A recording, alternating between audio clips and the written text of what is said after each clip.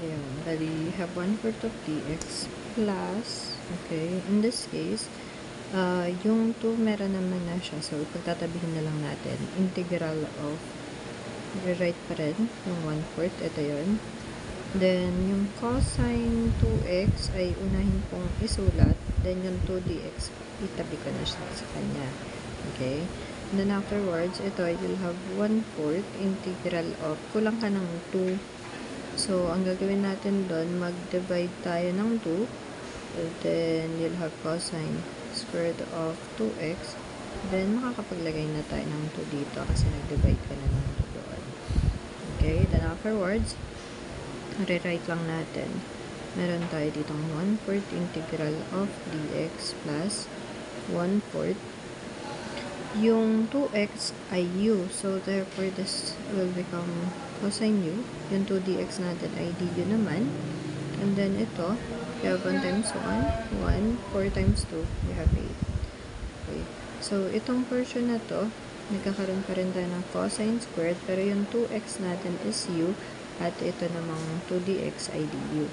So, yan. Mapapansin nyo, ganun pa rin, nagkaroon tayo ng cosine squared. So, from this, babalik ulit tayo dun sa unang rule. Pag may even, raise to 2 dapat. Naka-raise to 2 na siya. So, ito later ko i-rewrite. Isa, dalawa. Itong portion na to muna. So, dito sa portion na to, magkakaroon tayo ng 1/8 integral of, again, ito, this will become 1 plus cosine of 2u naman. Bakit u ang ginamit natin? Kasi, u siya dito. Kanina kasi cosine squared of x, no? Kaya 2x. So, ngayon, 2u ang gagamitin. And be careful kasi ang x natin is different. Ang u natin is twice of x. Kaya, be careful in this one. So, you'll have du. Then, pwede nating ilabas na yung 1/2. Okay. Kung ilalabas natin yan, or pwede din naman nating i-distribute na. Tapos itong 1/8, i-distribute na natin. So, sige, isa-isay na lang natin. 1/8 integral of, you have 1/2 plus cosine of 2u all over 2 du. Take note ha, ito ay i-rewrite na lang natin later para hindi madami tayo kasi masulat. So, yung 1/8, pati yung du, i-distribute natin. 1/8 times 1/2, so magkakaroon tayo dito na 1/8. Tapos, ilabas na din natin yung 1/2 integral du na lang yung matitira dito. Then, ganun pa rin. Itong 1/8 distribute natin. Itong may over 2, pwede na nating ilabas. So, magiging 1/2 siya. Cosine 2u du na lang ang isusulat natin. Okay? So, ito distribute dito. Tapos, yung 2 inilabas na din. Then, we'll have cosine 2u du. Then, simplify natin further. Medyo mahaba lang siya kasi step by step. Okay? So, magkakaroon tayo. 1 times 1, you have 1. 8 times 2, you have 16. Integral of du. Tapos, ito naman, you have 1 over 16. Then, actually, you need 2. Bakit? Kasi maglalat ka uli. Dito kasi 2u siya. But, we can no longer use yung 2u. So, gumamit tayo. Let's say, w equal to 2u. So, ang derivative of w is 2 du. Okay?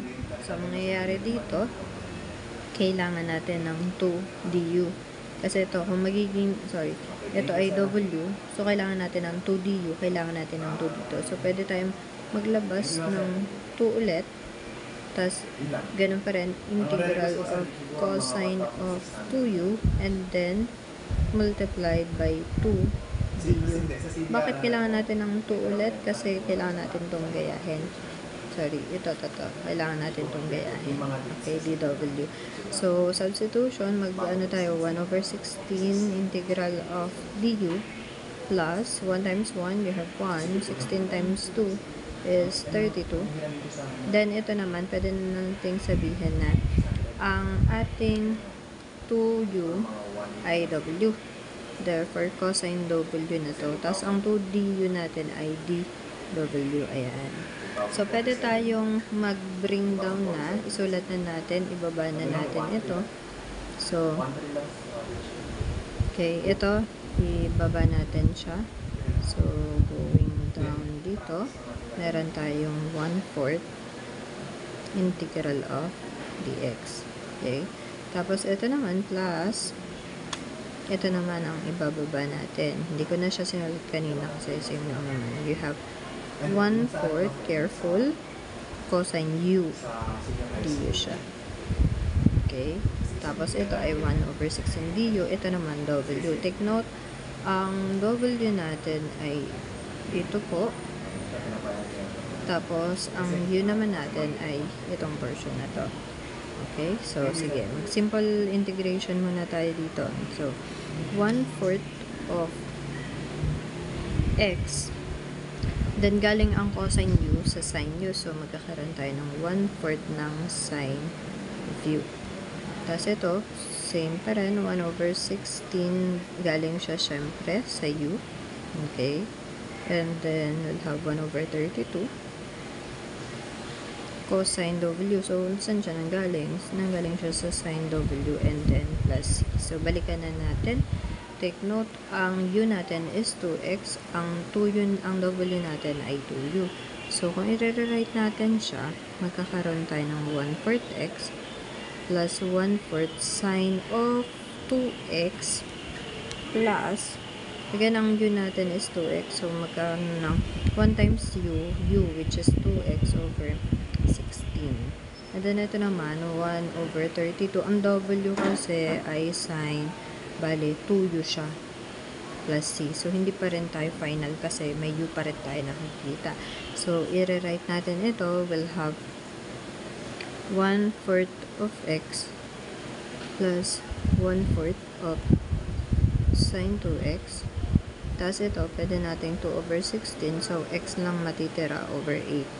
Okay, 2/16 is 1/8 eh. And then, ito naman, magkakaroon tayo 1/32. Then, ang u natin is, again, 2x. Diba? Doon sa umpisa. So, plus c. So, magiging final answer natin ay meron tayo dito 1/4 of x. Ito, actually, this is just the same. 1/4 x tsaka x over 8. Okay, pareha siya in terms of x. So, i-add natin using your calculator. So, meron tayo dyan. Ayun, ito pala, sorry. So, parehas naman sila naka in terms of x. Ang pagkakasulat lang nito, imbes na x over 4, 1/4. No, so, pwede din kasi siya x over 4. Or ito, pwedeng 1/8 x. So, pag in-add natin, 1/4 plus 1/8. So, our answer will be 3/8. So, pwede na natin itong dalawang i-add. So, magiging answer ay 3/8x. Okay, again, ito yung pinagsama natin. Tapos, ito hindi natin pwedeng pagsamahin kasi mapapansin nyo, ito magiging 4x. Ito naman, sin 2x lang. So, i-rewrite lang natin yung 1/4 sin 2x plus 1/32 sine 2 times 2. Ito, 2 times 2, you'll have 4x. And then, don't forget, plus. So, ayan, medyo hindi na pala kita. So, ayan. Kaya magiging answer natin ay 3/8 plus 1/2 sine 2x plus 1/3 sine 4x plus c.